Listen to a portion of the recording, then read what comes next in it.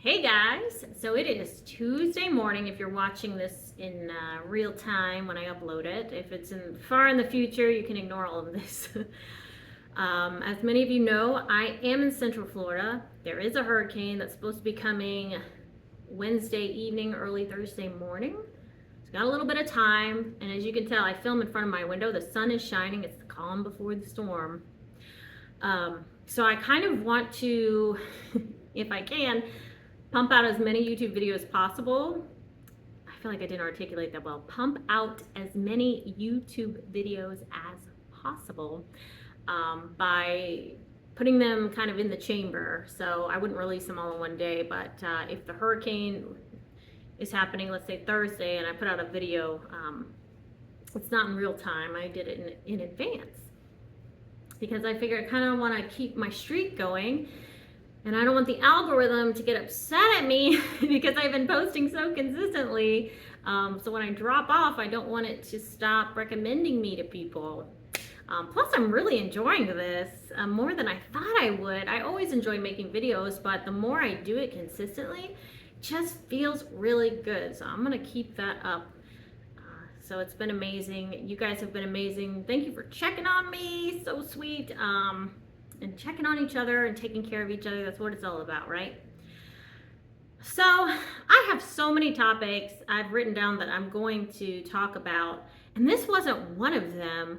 Actually, this just sort of popped in my head like a still small voice said, do this for your inner child. And I thought, I know that's not just for me. That message is coming through so that I can share it to my audience, because I think a lot more people need to hear that message, let it resonate, and then go forth with whatever action steps you need to take in order to make that happen.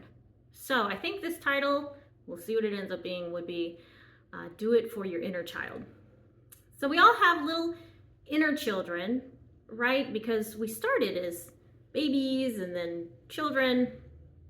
And when we came on this earth, we didn't have everybody else's ideas, thoughts about the world and how you should be and what you should do with your life and all of that, right? All the influences that the longer you're here, the more you're absorbing.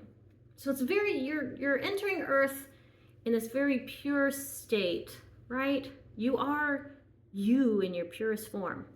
So the closer you are to that, your birth, your origin here on Earth, I believe the closer you are to your true essence, the true nature of who you really are, your soul. You're really tapped into it more, the most you could ever be. And I think sometimes we lose that along the way, especially if you, here in Western society, you feel like there's hustle and grind culture. You feel like you have to work a 9 to 5 or 8 to 5, be in corporate America or whatever. You have to sort of push your dreams aside because people say they're silly, or you'll starve, as I was told when I was little. I was told that I'd be a starving artist if I pursued what I really want to pursue, which is the performing arts, singing and acting. Which is madness to me that anybody would dash anybody's dreams, but it's often the people that wanted that dream for themselves and weren't able to make it happen or didn't even try to make it happen that often sort of pull you down because they don't see it as feasible. So I don't know if you've heard the crabs in a bucket analogy, but apparently crabs, if one tries to escape, the others pull it down because they're like, you're not getting free and I'm staying here, which is crazy to me. How mean are these crabs? They're crabby. Why don't they boost each other up and help each other get out of the pot or whatever if they're being cooked? Nope, they gotta bring each other down so they're all miserable together. Nuts, right? So my job is to be the anti-crab and to actually boost you up, boost myself up and boost others up as I'm boosting up, and to encourage you and to tell you, go for your dreams, do what sets your soul on fire, do what makes you come alive, because that is what the world needs. There's actually a quote about that I'm taking from that.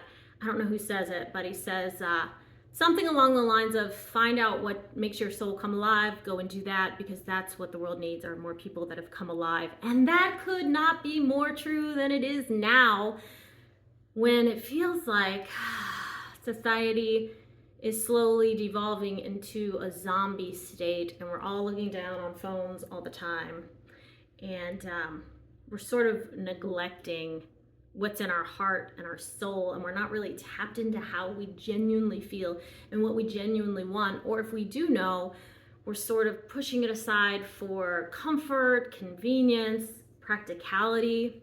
I know that's what I'm doing at the moment. I'll admit it. I'm teaching. That's not my deepest passion. That's not what my soul is crying for. But I'm thinking, oh, I gotta pay my bills. So on the side, I'm working, doing the things that I really want to do, including YouTube. I love this. This is amazing. I'm able to do my speaking. I have a platform that can reach the whole globe, which is mind-blowing. So I'm saying this to you as much as I'm saying it to myself. Your inner child knows what it's meant to be, what sets it on fire, what it gets excited about. It's often the things that move you in such a deep way that normal everyday life and things don't move you in that way. So I want to challenge everybody, myself included, to do the thing that lights you up, that makes you come alive. Because that gift that you have, that you may be holding back, holding on to, other people need to see you shine in that gift. And it could be a plethora of things. It doesn't have to be the typical, like me acting and singing and performing and all that stuff. That just so happens to be what I just love. But it could be anything at all, even down, just you name it. If you're a mechanic, if you're a gardener, if whatever your inner child loves. And a lot of times, if you look back to your childhood, you were doing that thing. I know I was playing dress up and using my imagination and writing stories and making skits and singing songs and performing and for my family and my friends, and always wanting to perform for people. And even making like little books. I would create my own little books as a kid. And I'm thinking that's what little Rebecca wants to do. And so I want you to think back, what are some things you did as a kid, and can you do them now? Even if it starts small and you're doing it on the side and you have your day job, think about your day job as a way to fund your dream. That's how I'm looking at it now. I'm like, okay, this is just funding my dream. This isn't sidetracking me from it. Nope. We're on a trajectory, and you have to almost be crazy stubborn. So it's kind of fun. You guys are going to get to see my journey as it unfolds, which we never got to see in the past. Like if you think about, let's take Hollywood for example, which is kind of a hot mess at the moment. And you think about those actors and actresses that they sort of just came up and they were successful, but you never got to watch their journey and all the hard work they put in and the auditions and just the whole 9 yards, right? So it's kind of interesting now that we can film ourselves and talk about our daily lives, that we're getting to see people and their comeuppance. Pretty cool if you ask me. So that's one positive to this technological age, which I often lament. Yes. So figure out what makes you happy, what makes your soul sing, and go out and do it. Even, like I said, if you need to start small. Let's say you're a writer, for example, and you're thinking, I haven't written in a while, or I don't even know how I would begin doing this. Maybe just carve out an amount of time every day to dedicate towards your writing. And you could either focus on a story, or you could just sort of do stream of consciousness, free-flowing writing, so you're just practicing getting that out. And eventually you might surprise yourself. You may end up with an entire novel or a play or whatever it may be. But you're taking those steps little by little, incrementally. You're working towards what really makes you happy. And you'll be surprised. You'll see an uptick in your mental health and your happiness because you're not just focused on survival. You're actually looking at the things that make life beautiful which Robin Williams's character in Dead Poet Society, I know the meme has been floating around the internet for a while, where it talks about the things that make life worth living is like poetry and art and love.